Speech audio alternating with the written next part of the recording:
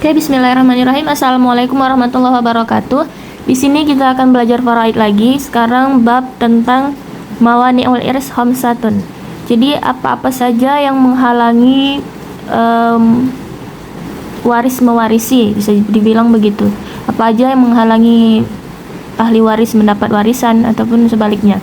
Si pewaris tidak berhak memberikan warisan kepada si ahli waris. Yang pertama ada al-kufru. Sorry, ini buku so messy, tapi aku nggak punya buku lain. Al-kufru yaitu kafir. Fala yarithul muslimul kafir. Orang muslim tidak mewarisi orang kafir. Walal kafirul muslimu, dan orang kafir tidak mewarisi orang muslim. Sini ada hadis dikatakan la yarithul kafirul muslimu. Tidak mewarisi orang kafir tidak mewarisi kepada orang Islam. Walal muslimul kafir, dan orang Islam muslim tidak mewarisi kepada orang kafir. Gitu. Yang kedua, ar-riddatu. Riddatu ini artinya murtad. Ai al-khuruju an dinil Islam, keluar dari dinul Islam, agama Islam. Fala yarisul muslimu qaribahu al-murtadda. Maka orang Islam tidak mewarisi qaribah, keluarganya yang murtad. An dinil Islam, dari agama Islam. Kama sebagaimana la yarisul murtad, tidak mewarisi orang yang murtad qaribahu, keluarganya yang muslim. Yang ketiga ada al-qatlu. Al-qatlu ini pembunuhan. Wahwa salah suhalatin. Jadi dalam bab pembunuhan ini ada beberapa pendapat. Di sini aku kurang tahu ini pendapat imam yang mana, tapi di sini pembunuhan itu dikategorikan menjadi 3. Yang pertama, al-qatlul ladzi aujaba qisas, pembunuhan yang mewajibkan qisas. Apa contohnya? Kal qatli amdan, seperti membunuh secara sengaja. Kalau secara sengaja itu memang dia berniat untuk membunuh, disiapkannya alatnya, disiapkannya rencananya. Ini sama mungkin kayak orang yang pengen cepat-cepat dapat warisan, kemudian dia membunuh keluarganya, mungkin kayak ayahnya, ibunya, dan sebagainya. Jadi ini tidak dapat warisan. Ini dapat mencegah dia untuk mendapat warisan kalau pembunuhannya itu secara sengaja atau wajib qisas. Kemudian yang kedua, al-qatlul ladzi aujaba diyatun, pembunuhan yang mewajibkan dia, denda atau ganti rugi. Apa contohnya? Kal qatli khata'an, membunuh karena tidak sengaja, hilaf. Apa contohnya? Misalnya nih, dia mau lempar pohon, misalnya dia mau lempar burung gitu, ternyata kena orang, meninggal. Nah, inilah contoh dari pembunuhan yang wajib bayar denda atau ganti rugi.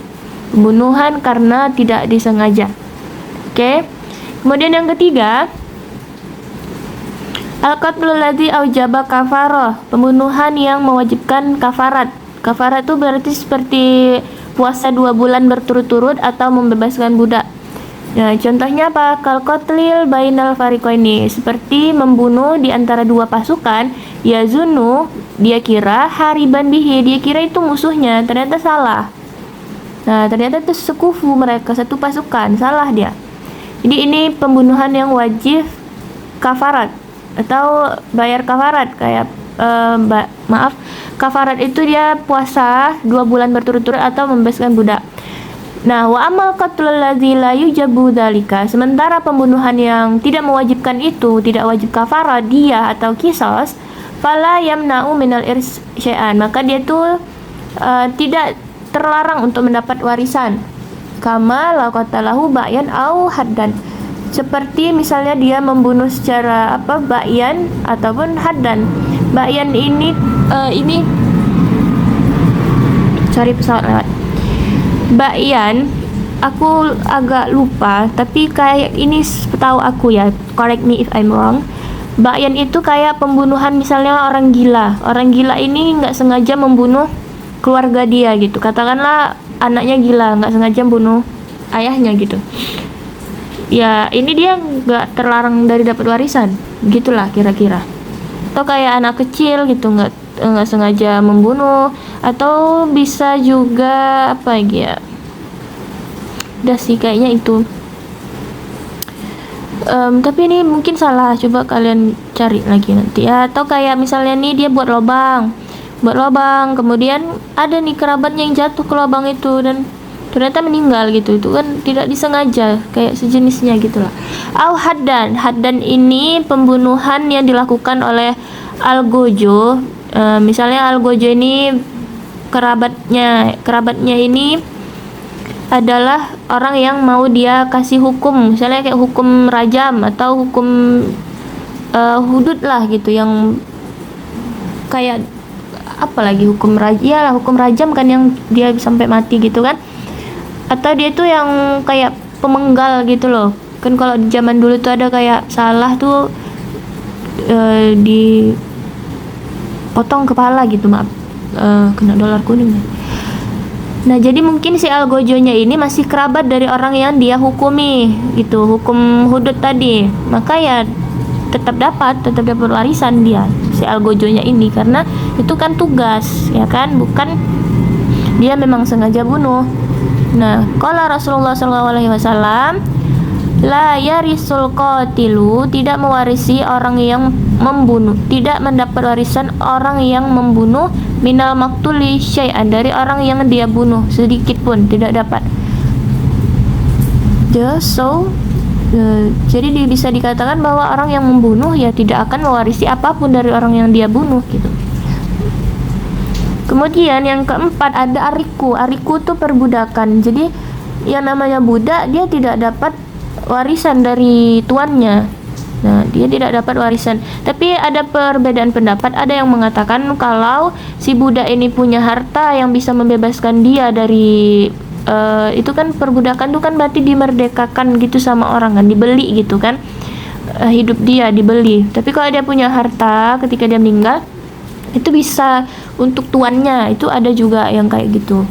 Tapi yang jelas budak itu tidak dapat warisan, tidak berhak mendapat warisan dari majikannya, kurang lebih kayak gitu. Biqaulihi ta'ala, abdan mamlukan la yaqdiru ala syai'in, seorang hamba sahaya yang dimiliki tidak dapat bertindak terhadap suatu apapun, ya, tidak dapat warisan dari orang yang memerdekakannya.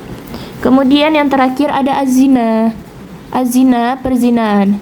Fa ibnu zina, anak yang lahir dari hasil perzinahan, la yarisu walidahu, dia tidak mewarisi dari orang tua. Orang tua ini di sini maksudnya walid itu ayahnya. Ayahnya itu tidak dapat mewariskan kepada anak hasil perzinahan dia.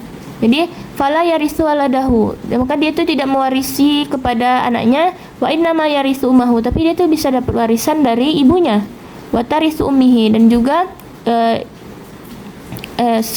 wa inna ma yarisu ummahu, dia pun juga bisa mewarisi ibunya. Wa tarisu ummihi, dan ibunya juga bisa mewarisi dia.